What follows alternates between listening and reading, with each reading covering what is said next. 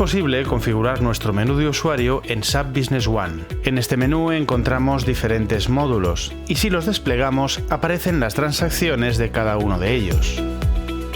Podemos decidir ocultar aquellos elementos que no vamos a utilizar.